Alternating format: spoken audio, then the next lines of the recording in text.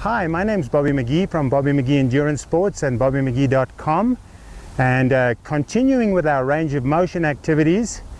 We've spoken at length on previous occasions about the need to be able to extend the hip flexor.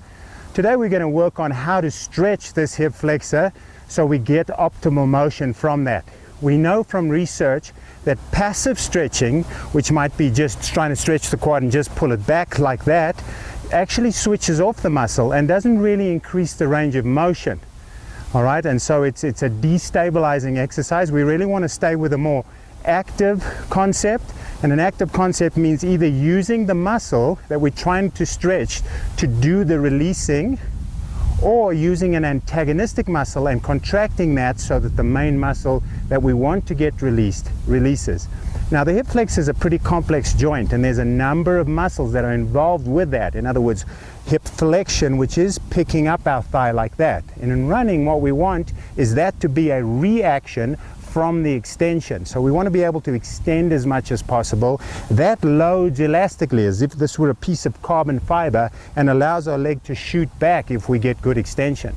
And that's the ideal kind of running form that we want. And the two main muscles that we work on are this muscle down the front here called the rectus femoris, which is a quad muscle, and the muscle that comes from here up and joins on to the back of our pelvis and to the front of our spine, and that's called the psoas muscle. And those are the two primary ones that we want to actually release.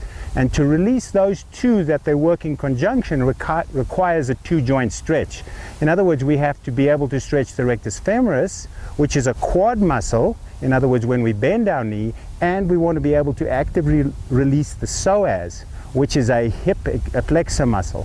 All right, and so I'm going to show you a two-joint stretch that will work very effectively for that.